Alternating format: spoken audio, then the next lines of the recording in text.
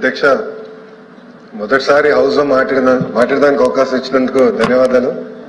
అదేవిధంగా పెద్దల సభకి నా లాంటి యువకుడిని పంపించిన నా అధ్యక్షుల వారు చంద్రబాబు నాయుడు గారికి నా కృతజ్ఞతలు.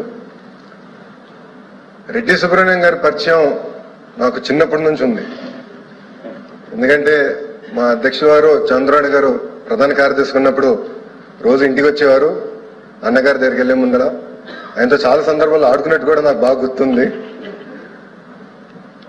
ప్రత్యక్ష రాజకీయాల్లోకి నేను వచ్చి 5 సంవత్సరాలు అయింది. దాంట్లో భాగంగా రెడ్డి సుబ్రహ్మణ్యం గారితో అనేక సందర్భాల్లో కలిసి పనిచేస్తాం జరిగింది. ప్రతిగా గత 2 సంవత్సరాల్లో ప్రధాన కార్యదర్శిగా నాతో పాటు పనిచేస్తాం జరిగింది. ఇక్కడ చాలా మంది పెద్దలు చాలా విషయాలు చెప్పారు. వాస్తవంగా పార్టీలో కూడా ఒక ప్రధాన కార్యదర్శిని ఈరోజు నేను కోల్పోయాను. నిన్న మా అధ్యక్షుడు మమ్మల్ని అందరూ పిలిచి ఇట్లా డిప్యూటీ చైర్మన్ ఎన్నికలున్నాయి, ఎవరు పెడితే బాగుంటుందని అడిగినప్పుడు అందరికీ వదిలేసాం. దాని తర్వాత మమ్మల్ని ప్రత్యేకంగా పిలిచి ఇట్లా రెడ్డి సుబ్రహ్మణ్యం గారికి ఇవ్వాలనుకుంటే నాకైతే కొంచెం ఇబ్బందికరంగా అనిపించింది.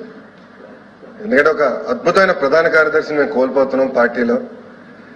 ఇంకా పార్టీకి చాలా ఇబ్బందులు. ఈయన సీట్లోకి వెళ్ళిన తర్వాత ప్రతిగా అనిపించింది.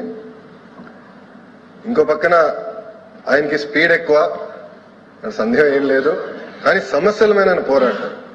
అంటే పార్టీ ఏ ఆదేశాలు ఇచ్చినా లేదు ఇది కరెక్ట్ కాదంటే నాతో వచ్చి చాలాసార్లు దెబ్బలాడింది కూడా ఉంది. ఆయన ఈ రోజు మీరు హౌస్ ని చాలా అద్భుతంగా నడిపిస్తున్నారు అధ్యక్ష.